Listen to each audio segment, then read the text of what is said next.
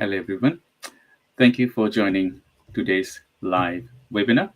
I'm Dr. Shah Siddiqui, your host for this webinar. As you know, that this is the Accessadvisr monthly webinar we do every Tuesday from 11 to 11:45. And today we have a very special guest with us, and as well as um, Rob Trent. So I will introduce them. And you know that Accessadvisr, we are trying to improve the accessibility nationally and globally from UK. So we have our, as usual, guest, Rob Trent. Those you don't know Rob, um, he's a mouth artist, and he has this. He's the founder of the Accessadvisr.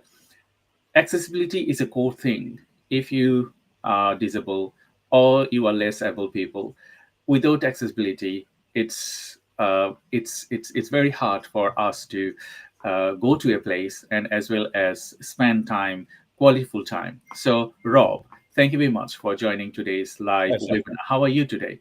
I'm good, thank you. Yeah, it's a beautiful day at the moment, so looking forward to speaking with you and James as well. Thank you, Rob. So before I add James to the live, could you please give a little bit of introduction about you and Accessadvisr? Well, Accessadvisr is a business that is all about working alongside other disabled people. It's really about creating information about accessible places and not so accessible places. And we started with the website. And very briefly, I'm going to cut a long story very short. We've been working with HeX Productions and James for some years now, and they've been very supportive in what we're trying to do. And we'll uncover some of that as we go on a bit later. But the story is that we're grateful to HeX Productions for their work and everything they do in helping us, and I think they get accessibility as much as we do. So to me, it's a partnership made in heaven. Thank you, Rob. And to all our viewers, I just wanted to add you a very core message here. We're going to be bringing all our uh, collaborators as well as all our supporters part by part in next few months. And if you wanted to support us with a sponsorship package, feel free to contact Rob Trent or me, and we will go through with what you will get in terms of the support and as well as what we would cover. And Raw, we have a YouTube channels. It's more than 600 followers. We have a Facebook page that is now nearly 1,000 members. So with our sponsorship package, it will help us to extend our reach to greater market and as well as develop certain things for accessibility and all other things. So if you are watching this live, feel free to contact us, and we need your support specifically to grow this conversation to the next level. So I will add James now. So James Hall from HeX Production, as Rob discussed about you, the way you are supporting Accessadvisr. Thank you very much for joining today's live. How are you? I'm good, thank you. Thank you very much for inviting me. Yeah, thank you, James. So I wanted to ask you if you could give a little bit of brief introduction about you and HeX Production, what you do, and how you supporting local community or national, international community. Yeah, certainly. So since I was at school, I've been being a web developer or trying to create web services online. Started from my bedroom, worked my way up to be able to build HeX Productions as it is today. So we're a Nottingham-based digital agency, and we focus on accessibility. So we understand and have worked with a number of users and real people to actually test our websites and actually gain that information and knowledge to make sure that anything that we create can be used by the vast majority of people. Not only do we use that knowledge and build websites, we like to share that knowledge as well. So we provide training. We make sure that we can have a workaround with other teams to actually share our knowledge via audits or tests or conferences like this to try and pass our knowledge throughout. That is great. James. My first questions to Rob: how you come across James and how you have started your collaboration with James, because he's been supporting for many years now, as we know.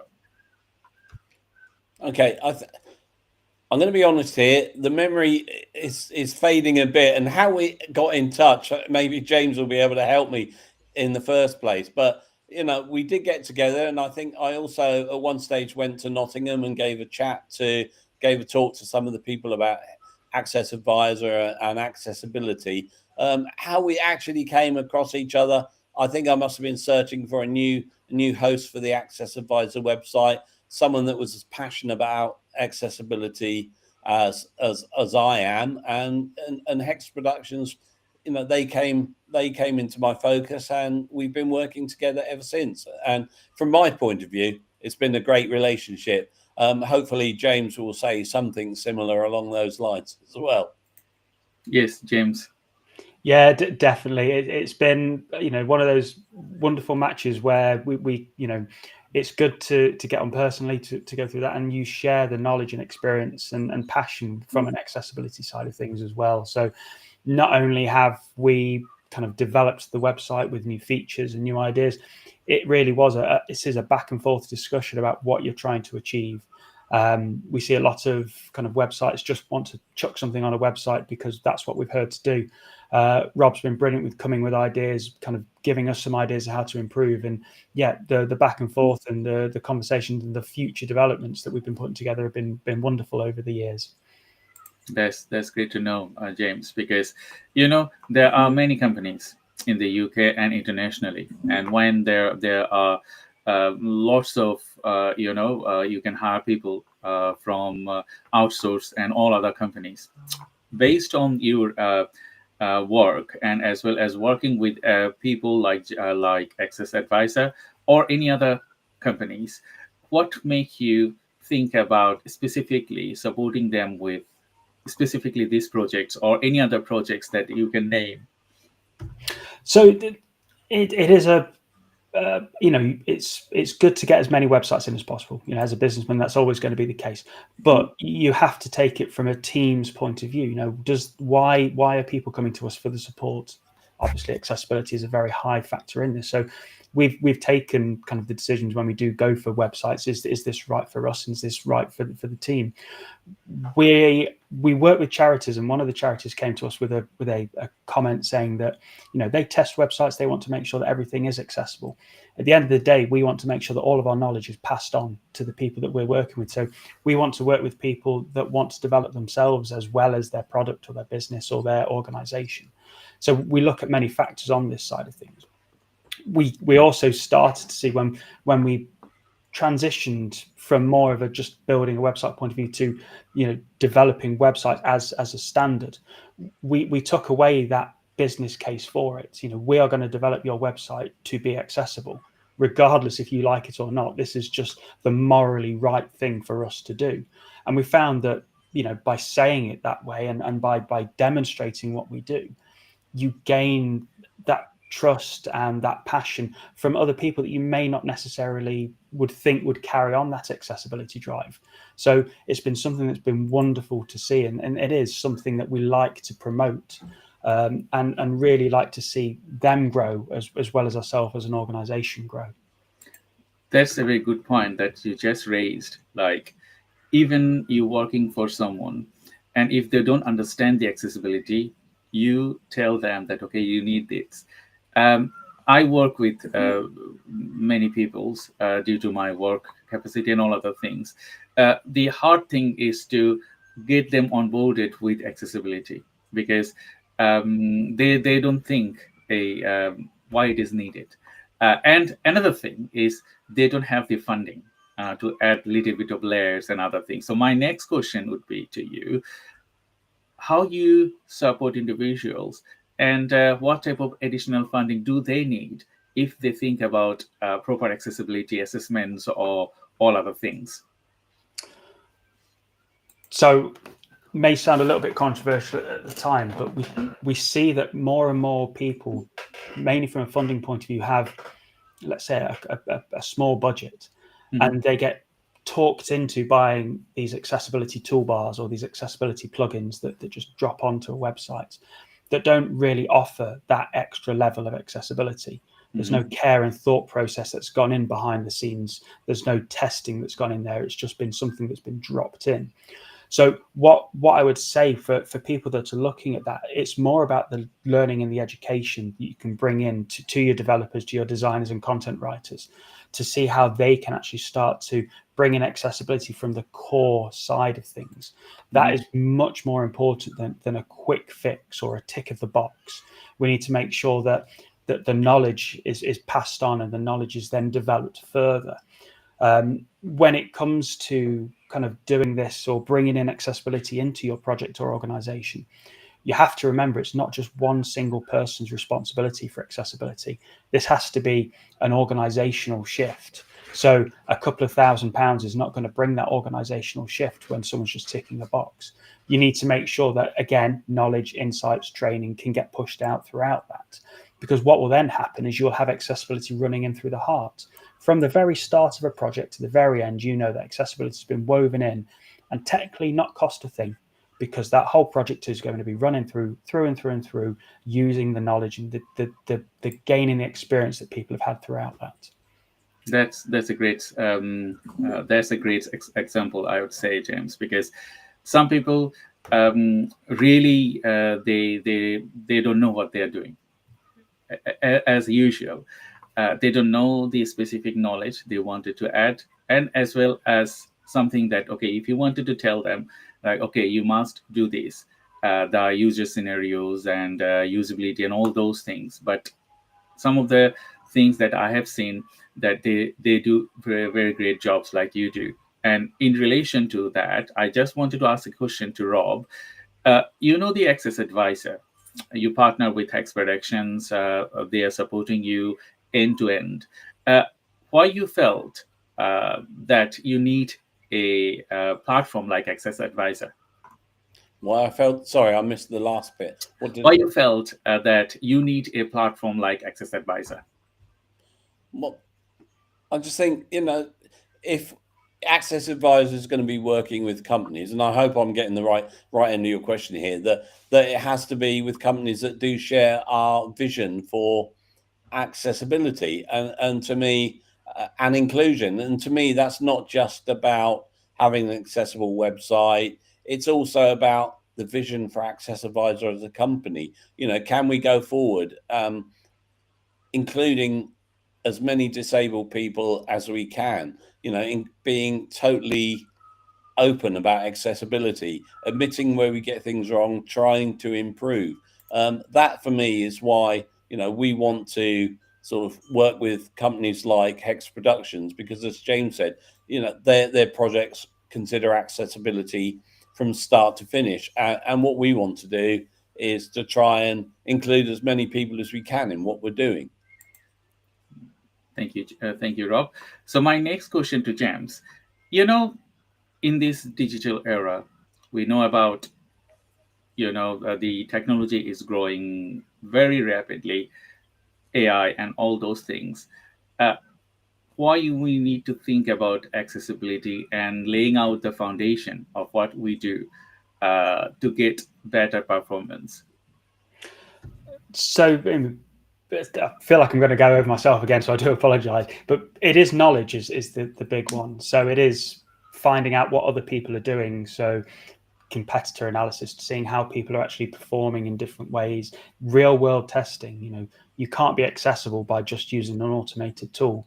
You have to work and test and have a conversation with real people to understand what they're going through and to understand what tools they use and to understand what needs to be done.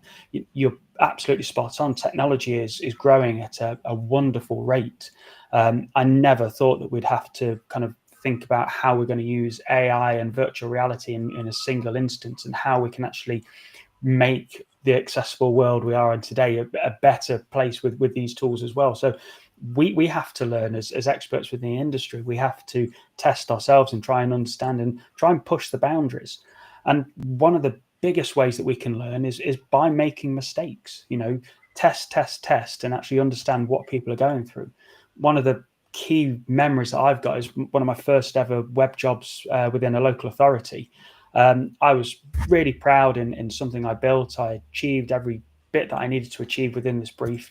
It went for testing, and a blind user couldn't use it. Right in front of me, demonstrated what's going on, and that is one of the best times and worst times of my development career, because I understood from there, by talking to this person, what I'd done wrong. We went back and we fixed it, and I've never forgotten that. I've passed that knowledge on, and we've built kind of our websites knowing that what we need to do to test, and that is one of the best ways to learn. And that wasn't using any fancy AI or virtual reality. That was just using kind of a keyboard at the time. So I'd love to know what's round the next corner and what we can learn. That's a great explanation, James and Rob. To all our viewers, thank you very much for joining today's live webinar. I just have some messages from our audience. The first thing is Saladin, and he said, Dr. Shah, Rob, Trent, thank you for hosting this webinar and sharing your insight with us. Thank you, Saladin, for your message. We have a question. How does Accessadvisr help user share and access real-world accessibility information? That's to Rob, please. Okay, thank you. I mean, I'm going to touch on what James has said. It's about learning and passing that knowledge on. First of all, Accessadvisr, I didn't want it to be about me. So talk about how we set up the website and the story behind that later. But we've got a website which allows anybody to go and rate and review a place for accessibility. This is not Rob Trent, the influencer. This is the disabled community being able to go and rate and review their own places. And that worked okay for a few years. But I wanted more. As James said, technology is improving. Social media platforms are growing. And so we set up Facebook, where people can discuss their accessibility issues or share things about their company. I set up a YouTube channel where at the moment, mostly it's about places that I go to, and it's vlogging my experience. But we've had one or two from other people, and if anybody's got any accessibility videos they'd like to share, we've got over 600 subscribers, and we'll share them, on our online community. And we've got Instagram. I think I'm not too hot with Instagram. It's a bit new for me. I get my daughter to do most of the posting on that because she understands how it works. But to me, it is about sharing, learning, and passing that on to other people, because my experience is different from everyone else's. So who's going to want to know about my experience in a wheelchair? Well, maybe they will, but they'll want to see a lot of other people's experiences as well, so they can make more informed judgments about what suits them and what's right for them. Thank you, Rob. So we have another question. I think we have answered part of the questions on our conversation previously. I wanted to ask James, what inspired you to come up with the idea of HeX Production? Is there any story that you wanted to share with our audience? So I think it's been something that's always been a passion. It's something that I've done since school, and I think it's something that evolves. So at the time you want to make either a fast website, or you want to, back in the day, make a flashy website that moved all over the place. But then when you actually kind of mature, you grow up, and you understand what you need to achieve, that's when certain things like the usability comes into play, and then therefore how accessibility is working. So you understand real world scenarios. And we've been very lucky to be working with either the higher education sector, university sector, or the NHS and the health sector, people that require accessible websites to get the information they need, to actually work with people that have had problems in the past to accessing the information because a company, an organization has not been able to make that content available for them, and to then sit down as a team and come up with an idea or a way of doing something will spur on the next idea and the slight evolution of HeX. So there'll always be a new way that we're looking to improve and change. And if we're just standing still, then essentially we're going backwards in what we're doing. Yeah, I'd like to come in on that as well. Mm-hmm. And what inspired me was like 40 odd years of frustration at accessibility about everywhere. And luckily I work for a company, a mapping company, which asks for ideas for the best way to use their maps. And I suggested Accessadvisr, and that's how it grew. So, you know, I think they back me in developing the website, and we've gone on and grown it from there. So that's what inspired me, a passion, a lived experience, I guess you could call it. Mm-hmm. So my next question to Rob, you know, we work together now. I joined this year with you, and you are working with GEMS many years now. What are the core struggles you faced previously, or you're facing now, to get to the right audience and as well as get to the right company to support you with this work? The struggle is, as you just said, engagement, really.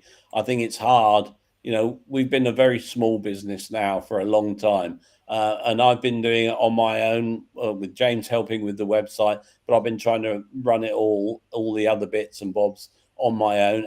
And one of the biggest challenges is trying to get out there, trying to make people what we're doing, because I want it to grow into a sustainable business that employs mostly disabled people, is run by disabled people, owned by disabled people. I want this company to be there for disabled people. And my challenge therefore, is trying to raise funds to make improvements. You know, we're coming up with the old chicken and egg. You've got the improvements in mind, but you haven't got the funds. You can't get the funds if you don't make the improvements. So it's always a really tricky balance, and trying to grow organically as we go, you know. And I want someone in the end to take over from me, because, you know, I'm over pension age now, and one day I want this company to be owned and run by someone else. Thank you, Rob. I have a next questions. What are the biggest challenge businesses face when implementing accessibility practice? This is to James. I think buy-in is a big one. You know, you need, you know, it's great to have a one person or a team championing this, but you need to have buy-in throughout the whole organization. So making sure that you can try and find ways to allow people to bring that in. Yeah, I don't like talking about money when it comes to accessibility, but at the end of the day, teams and organizations do need to bring that in. So if they can find some funding to allow them to go on some training or have some audits or to kind of re-evolve their sphere, then that's something that would really help them. But that only comes from the top. You need to make sure that, you know, if you are being given X amount of money, then you have to show a return in that. So by making a website more accessible, you know, that's going to be bringing more people in because you're not excluding anyone. So you can try and find ways to do that, but I think making sure you've got it coming in from the top is one of the most important things to do. Thank you very much, Rob, and as well as James. So to all the viewers, thank you for watching today's live webinar. We will have some more questions to answer. But before I jump into my next questions, our Accessadvisr promo is done. So we're going to be sharing that with you on our social media.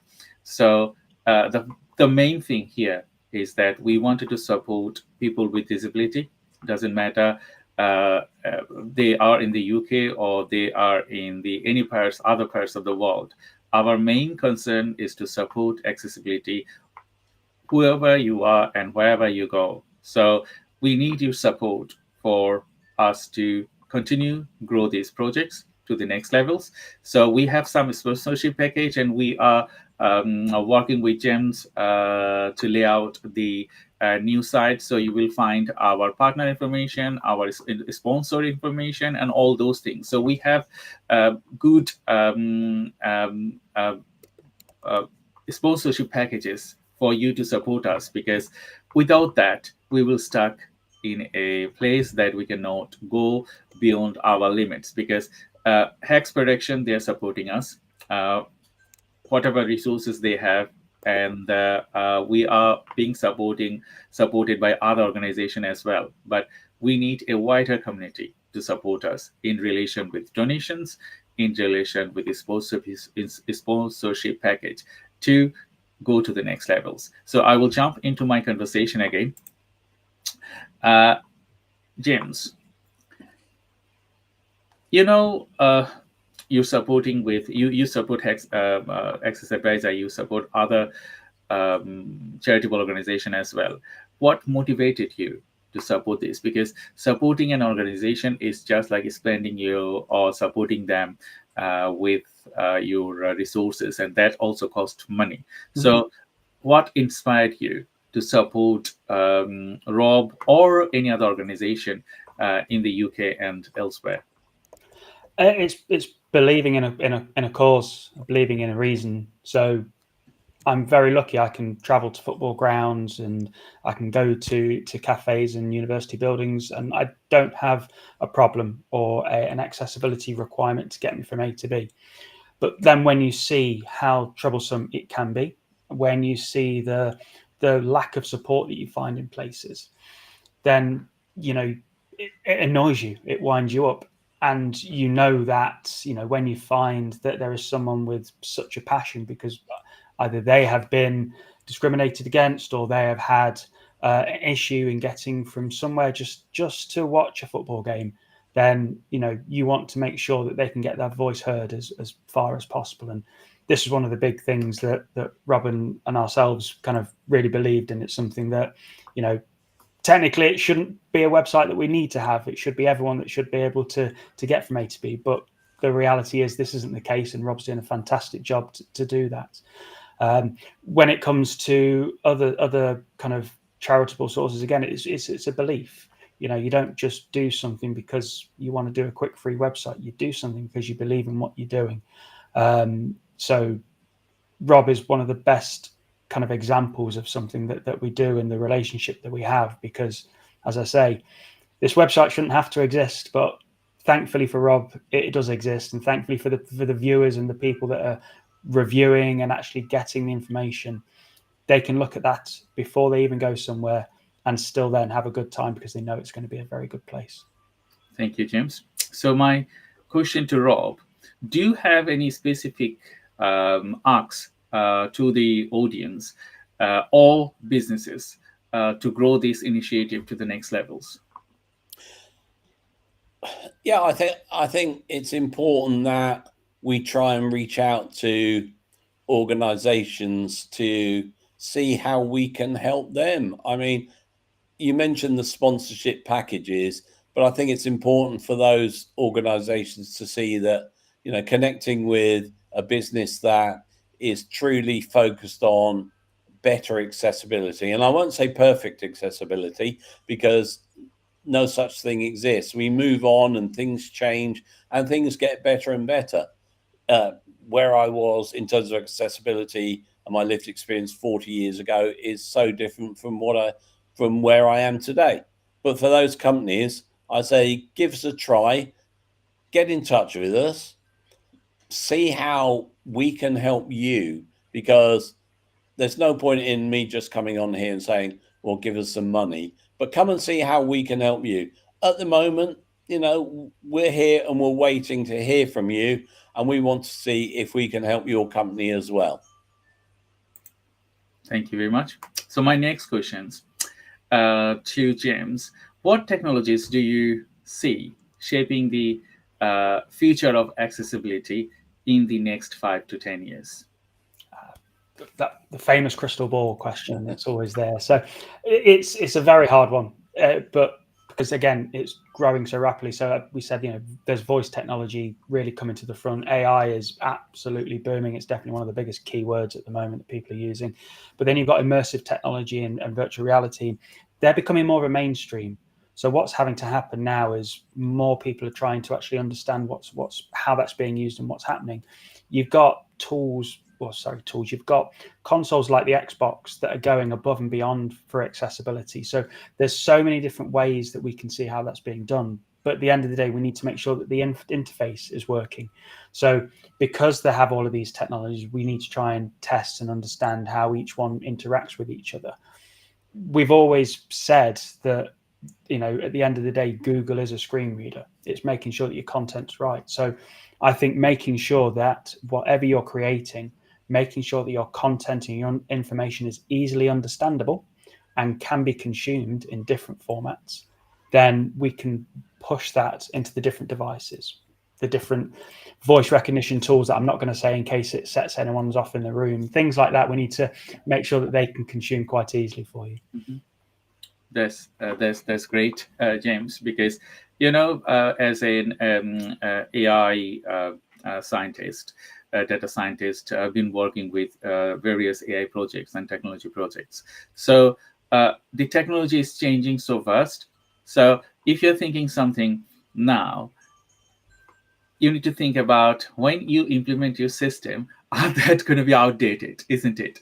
Because it's moving so fast. So if you're planning now, the way you say that you need a core planning, you need to understand the audience, you need to lay out the foundation, you need to do a lot of other things. So if you do not think about 2 years later that the foundation you wanted to lay out are going to be outdated when you start working with that. So in my opinion, that's the biggest challenge. So businesses, they are not working people like you or me or other. They have core understanding, like, okay, what they are making and how they are preparing for their customer to achieve their success in the future.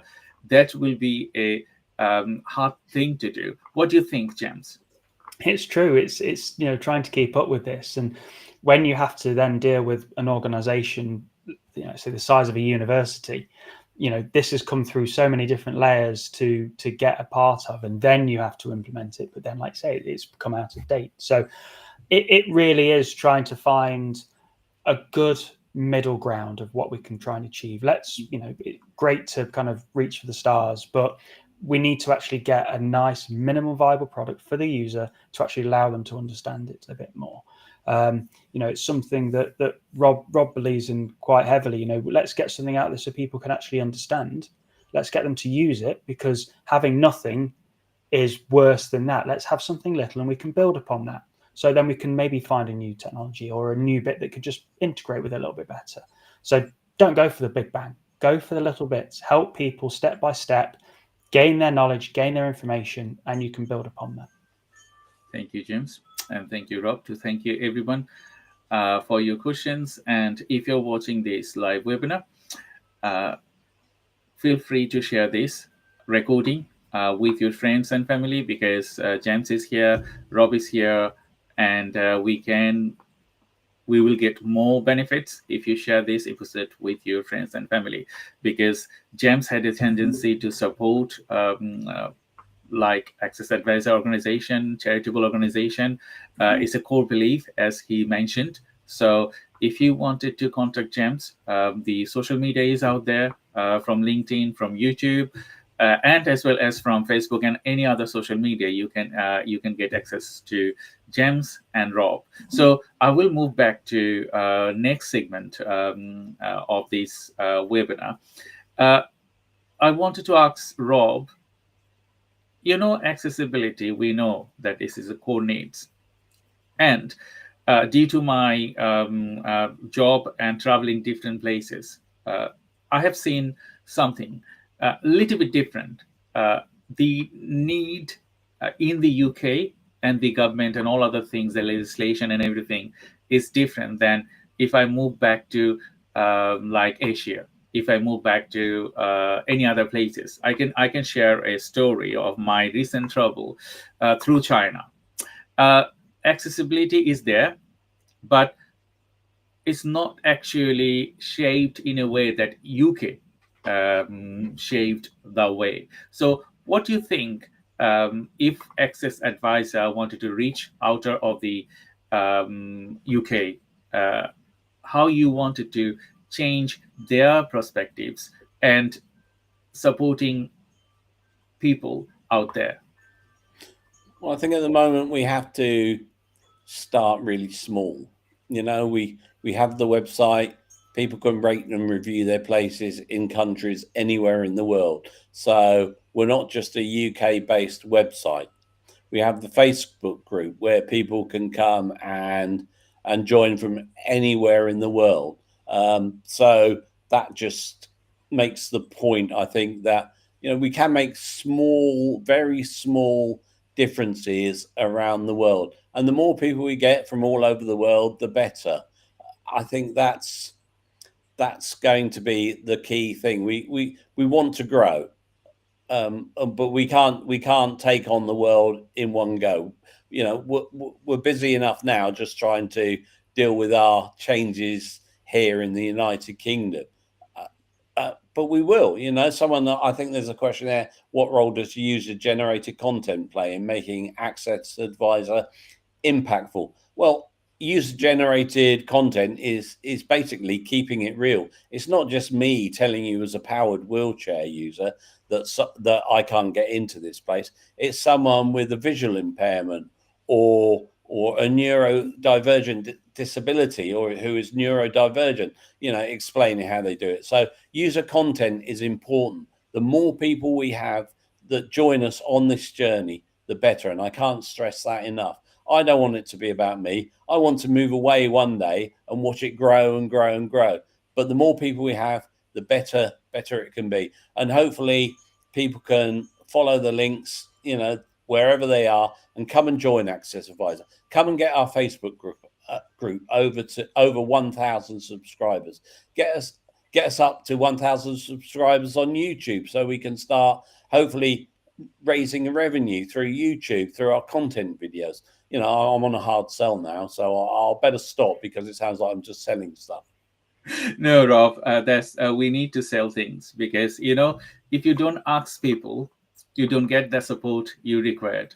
So the more and more you ask people for support, among them someone will come and on board with you, like I did, like James did, and all other supporter of these Accessadvisr groups and channels. They are supporting, even with their sometimes they don't fund, but sometimes they they extend our opinion to the greater levels. So one thing I wanted to ask to James, that I see questions regarding content, although accessibility and as well as website,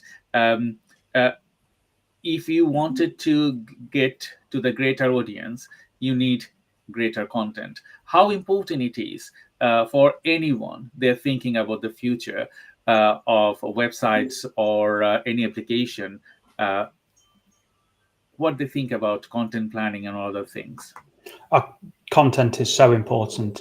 You can make the best, most accessible websites in the world, but content is something that could easily become inaccessible straight away, because you can essentially copy and paste from anywhere. So it's making sure that you take the care and the precision in writing the content and addressing your audience as you would, making sure it's the right tone of voice, making sure that it's easy to understand. Just to give you a couple of things, getting rid of kind of links that say click here or read more, because they don't have any context whatsoever. So making sure that you're creating engaging and accessible content is absolutely vital. We're really lucky at HeX. We've got a wonderful team to actually create that and make sure that they build that forward, and therefore can share it on the social channels. And making sure that you have a wealth of knowledge, it gives you a platform to demonstrate the knowledge and the information that you have, to share it with people. You're not just writing it as a computer, you're writing it towards users to allow them to understand and consume it a lot more. So be that blog and news content, or actually a service page, talk to them as a real user, talk to them as a real person, and they will be more engaged. They will more likely engage with you, and they will more likely have a conversation with you. Thank you, James. I have a next questions to Rob. Can you explain how accessibility benefits everyone, not just people with disability? I think you were going to ask that, because it really is important, because it touches on the point that what we're doing for people, for disabled people, does have a benefit. So let's take something as simple as an automatic door. That's brilliant. It stops people with people in a power wheelchair like myself who has no strength in their arms at all, it opens automatically. But you know what? It also opens for people who are carrying heavy luggage if they're going into a hotel from an airport. It helps people with prams and push chairs if they can't push the door open. It's got so many advantages. So we're not just working for disabled people. We're seeking to try and improve accessibility for a wider community. It's just that we're using the lived experience of disabled people to do that. And I think that's a really important thing. So I'm doing it for myself. I'm not going to deny that. But what it's also doing is going to have an impact on other people. I just wanted to, there was one question there. What can we do to support and advocate for accessibility? Well, just share this live link. Think about accessibility. I know it's difficult. If you haven't got that lived experience, it won't always come to being able to support and advocate. But think about it and talk about accessibility wherever you are. Try and reach out to people that may not understand the issues of accessibility, and spread the word in your community. Thank you, Rob. And James, thank you very much for joining today's live webinar. And I also thank all the audience.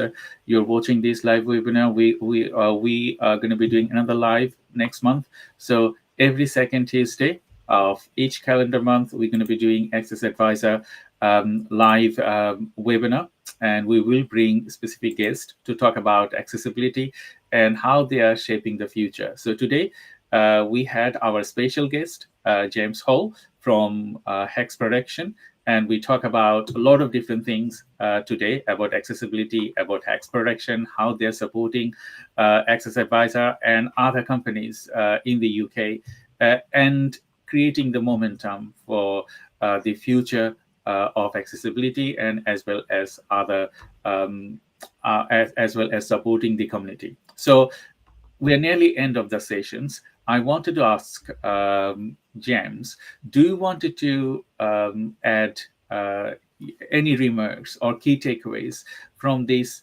live webinar to the audience? I think key takeaways will be, expand on what we've learned today. Let's expand on what we're learning before. Let's go and talk to people, talk to real people, trying to understand what we need to do, and push forward the education, push forward the advocacy for accessibility as far as we can. If we find that there's a blocking point, let's talk to the community. Let's find a way around it, just like Rob's doing with Accessadvisr. Let's talk. Let's try challenge this together, because accessibility is not just one person. It is everyone trying to achieve this. Thank you, James.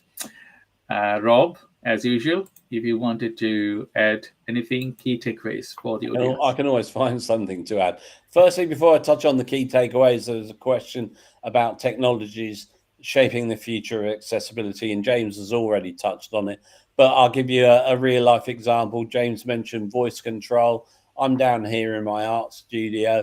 I have an easel which was made for me by a company called Remat, which I can voice control to move up and down and left and right using the A word. I won't say it because it might start moving everything. I've got the air conditioner which works on the same voice control. So voice control is important. And I see AI as important. I don't know how, because I don't really use it, but I'm sure there are people out there in the accessibility world like James who will be using AI and virtual reality. Coming back, my key takeaway, I think, is just to say thank you to James and HeX Productions for everything they've done for Accessadvisr. We've been through numerous iterations. We've come to HeX Productions now, and they've supported us for a number of years, and they've helped us grow, and they're continuing to help us grow. And it's finding those other companies like HeX Productions that will come and join us and be part of that journey. And let's take accessibility forward. Thank you, James, and thank you, Rob. So we're just end of our session. So I again thank you, all the audience, and your questions, because your support can get us the coverage and as well as the strength that we wanted to achieve. So Please support our work, Accessadvisr. Visit our YouTube channels, like and subscribe our YouTube channels, and be a member of our Facebook group, and as well as visit our website to see what is out there and how we are shaping the future of accessibility. It doesn't matter you are a disabled person or you are a non-disabled person. It matters that you support us with accessibility, because it's a great need. As a disabled person myself, and Rob, Trent, uh, if you go out and if you don't know that there is a proper accessibility information there or accessible place out there, we struggle.